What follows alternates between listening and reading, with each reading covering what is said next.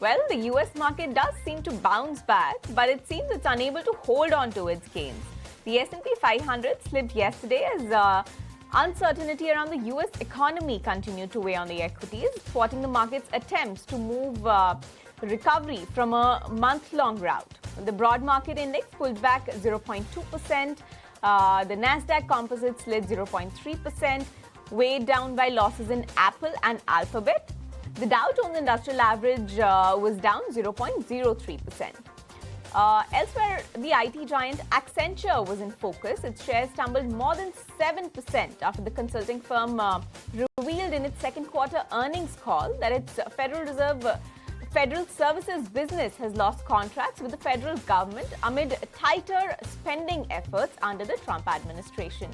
In terms of earnings, Accenture only raised the lower end of its guidance band, now expecting annual revenue growth between 5% to 7%. Now, this is in comparison to the prior forecast of 4 to 7%. Now, in response to these Accenture shares falling 7%, the US-listed shares of Indian companies, that is ADRs, like Infosys and Wipro, also fell as much as 4% in regular trading. Remember, Accenture's results generally serve as a broad indicator of potential outcome for India's IT sector. Also remember, these moves on the Wall Street come just a day after the latest Federal Reserve meeting, in which the central bank forecast 2 interest rate cuts in 2025 and left the rates unchanged for now.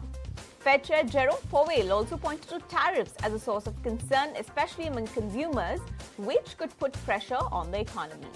Moving on, looks like oil prices also settled higher yesterday. What are you picking up on the crude check front?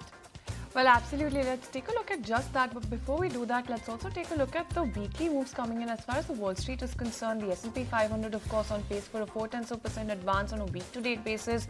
About to break a 4-week losing streak as far as the S&P 500 is concerned.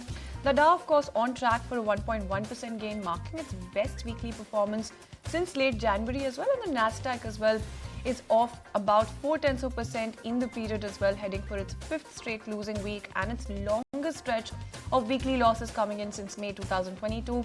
So that's a quick check going as far as the weekly moves are concerned, as you can see on your screens as well. But let's move on, take a look at oil prices, because they also rose on Thursday after the United States issued new Iran-related sanctions.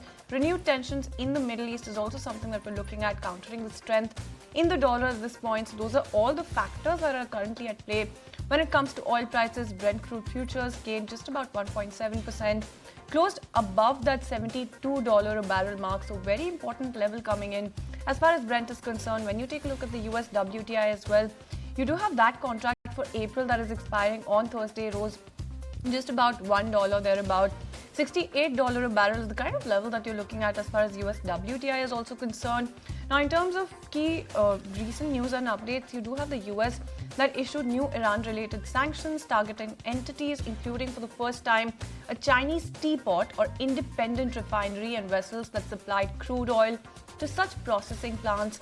You do also have US crude oil inventories. That is something that we've been watching out for in terms of key data, rising 1.7 million barrels, however, exceeding expectations for an increase of 512,000 barrels in an earlier poll as well. Putting a lid on crude prices, like I mentioned earlier, was the dollar. So the greenback inched up just a tad bit, and on the back of that, you have a little bit of pressure that we've seen being put on crude prices. But regardless, you do have Brent sustaining that $72 a barrel level. So it's a very important level, Kanishka, as far as oil prices are concerned. If you like this video, then like, share and subscribe to ET Now.